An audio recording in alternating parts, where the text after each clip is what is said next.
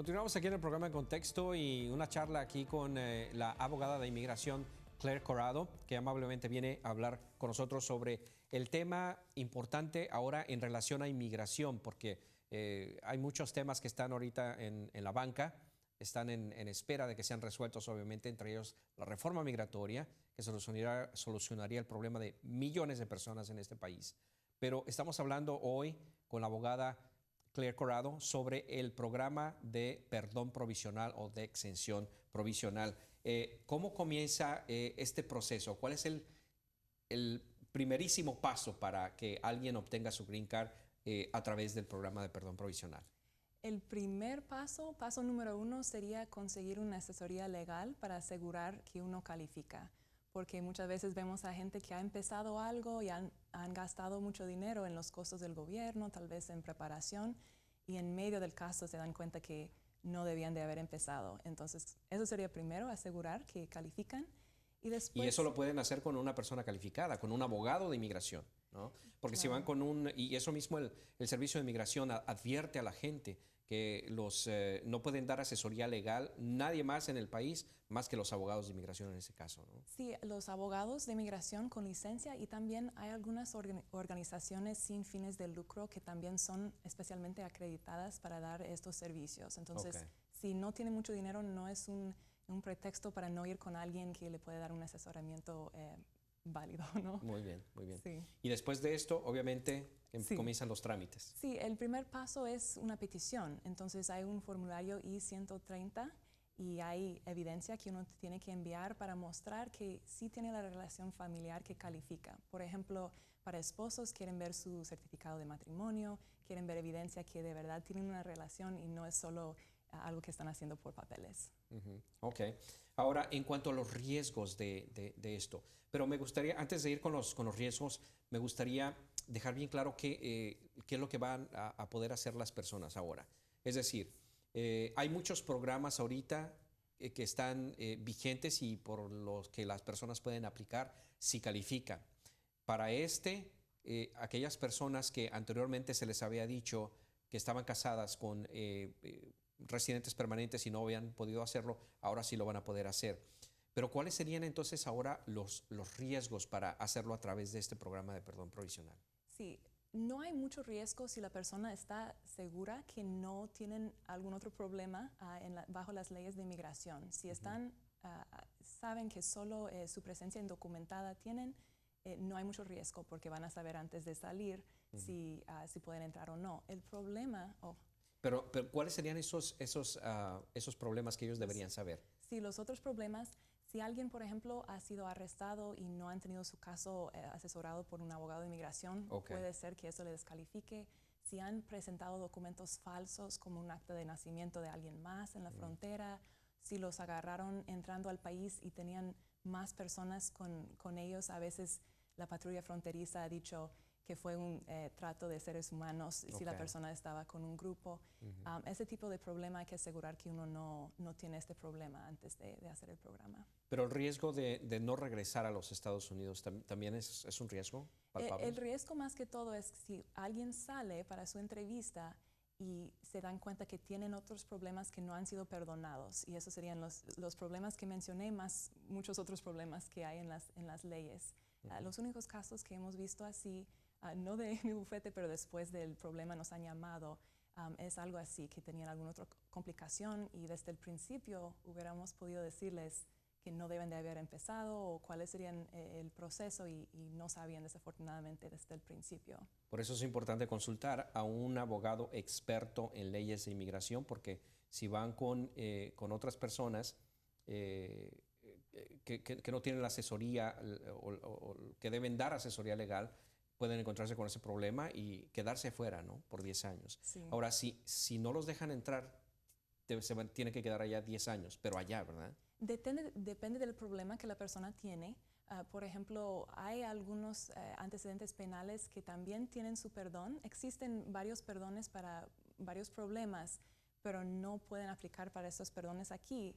Si ya están afuera, cuando se dan cuenta que tienen eso, pueden aplicar para su perdón allá, pero ya estamos hablando de 1 año o 6 meses afuera. También hay personas que tienen problemas que no tienen perdones o los perdones son muy difíciles de conseguir.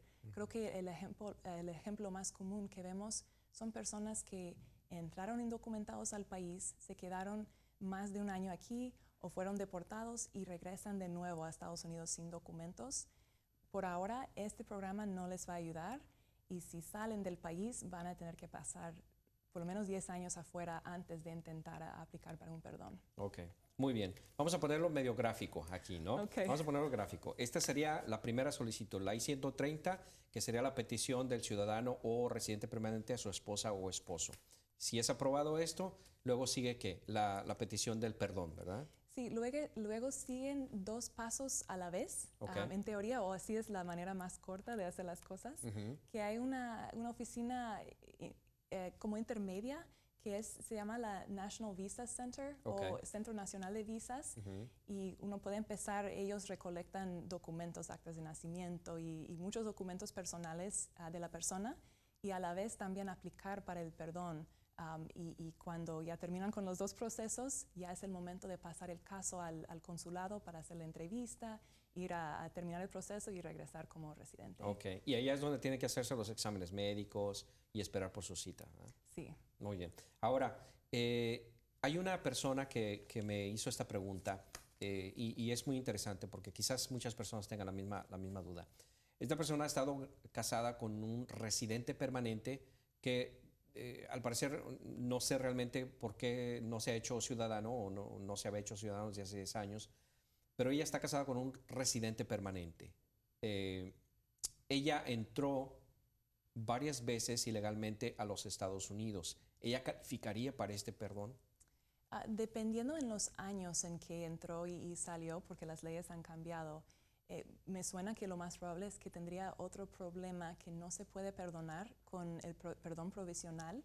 A la mayoría de las personas con este historial solo lo pueden perdonar después de salir del país por 10 años y después que su esposo le puede hacer una aplicación para perdón por este problema. Pero estando fuera.